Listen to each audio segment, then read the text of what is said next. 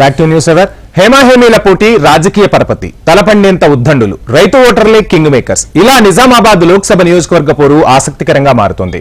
ముగ్గురు కీలక నేతలు బరిలోకి దిగడంతో ఓటరు ఎటువైపు అనే ఉత్కంఠ నెలకొంది. అసెంబ్లీ ఎన్నికల్లో కూడా ఈ సెగ్మెంట్ పరిధిలోనే శాసనసభ నియోజకవర్గాల్లో ఏ పార్టీకి మెజార్టీ రాకపోవడంతో ఇందూరు పాలిటిక్స్ ఇప్పుడు రసవత్తరంగా మారిపోయాయి. కాంగ్రెస్ నుంచి పోటీ చేస్తున్న జీవన్ రెడ్డికి 4 దశాబ్దాల రాజకీయ అనుభవం ఉంది. 5 సార్లు ఎమ్మెల్యేగా గెలిచి 2 సార్లు మంత్రిగా పనిచేశారు. ప్రస్తుతం ఎమ్మెల్సీగా కొనసాగుతున్నారు. పోలీస్ పటేల్ గా రాజకీయ జీవితాన్ని ప్రారంభించిన బీఆర్ఎస్ అభ్యర్థి బాజిరెడ్డి గోవర్ధన్ ది కూడా 40 ఏళ్ల రాజకీయ అనుభవం. సర్పంచ్ నుంచి ఆర్టీసీ చైర్మన్ వరకు పదవులను చేపట్టారు. ఇక 4 సార్లు ఎమ్మెల్యేగా పనిచేశారు. ఇక బీజేపీ అభ్యర్థి ధర్మపురి అరవింద్ సిట్టింగ్ ఎంపీ. సుదీర్ఘ రాజకీయ అనుభవంతో పాటు 2 దఫాలు పీసీసీ అధ్యక్షుడిగా మంత్రిగా పనిచేసిన డిఎస్ తనయుడు అరవింద్. ప్రధాన పార్టీల నుంచి ఈ ముగ్గురు బరిలోకి దిగడంతో ఈసారి ఇందూరు నియోజకవర్గ సమరం హోరాహోరీగా సాగుతోంది.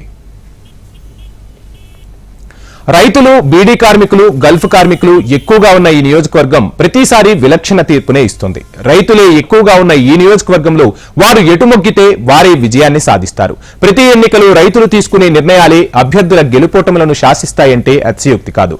ఎర్రజొన్న రైతుల ఆందోళన తర్వాత జరిగిన ఎన్నికల్లో టీఆర్ఎస్ అభ్యర్థి కవితను గెలిపించారు ఇక్కడి ఓటర్లు. పసుపు బోర్డు డిమాండ్తో 2019లో రైతులే నామినేషన్లు కూడా వేశారు. పసుపు బోర్డు తీసుకువస్తామన్న బీజేపీ అభ్యర్థి ధర్మపురి అరవింద్ కు పట్టం కట్టారు. ఇక చెరుకు రైతులు కూడా ఈ నియోజకవర్గంలో కీలకమే. అందుకే అధికార కాంగ్రెస్ పార్టీ, బీజేపీ ఆ రైతుల్ని ఆకర్షించే ప్రయత్నం చేస్తున్నారు. తమను గెలిపిస్తే నిజాం షుగర్ ఫ్యాక్టరీని సెప్టెంబర్ 17 లోపు ప్రారంభిస్తామని కాంగ్రెస్ ప్రకటించింది.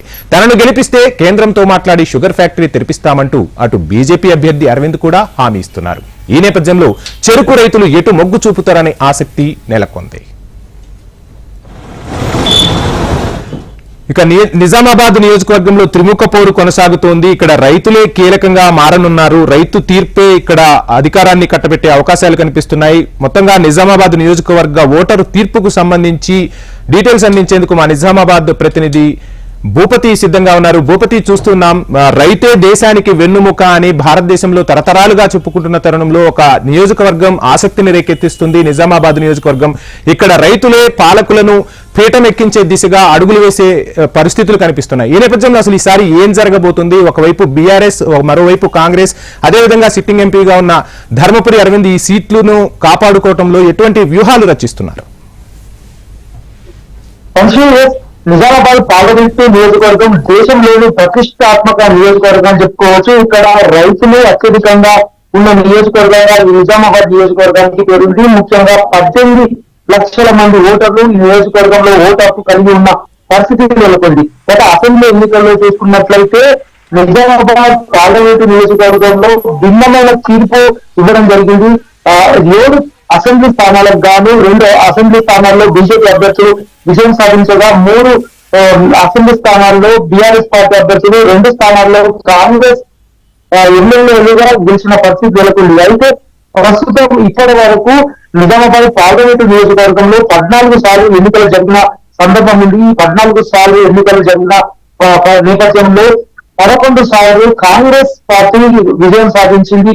ఒకసారి బీజేపీ, మరోసారి బీఆర్ఎస్ తో పాటు మరోసారి టీడీపీకి సంబంధించిన అభ్యర్థులు విజయం సాధించిన పరిస్థితి నెలకొంది. అయితే ఈసారి 2023 జరుగుతున్న ఈ 2024 పార్లమెంట్ ఎన్నికల్లో మాత్రం నిజామాబాద్ పార్లమెంట్ ఎన్నికలు ఎవరు గెలుస్తారనేది మాత్రం ఉత్కంఠత మాత్రం నెలకొందని చెప్పుకోవచ్చు.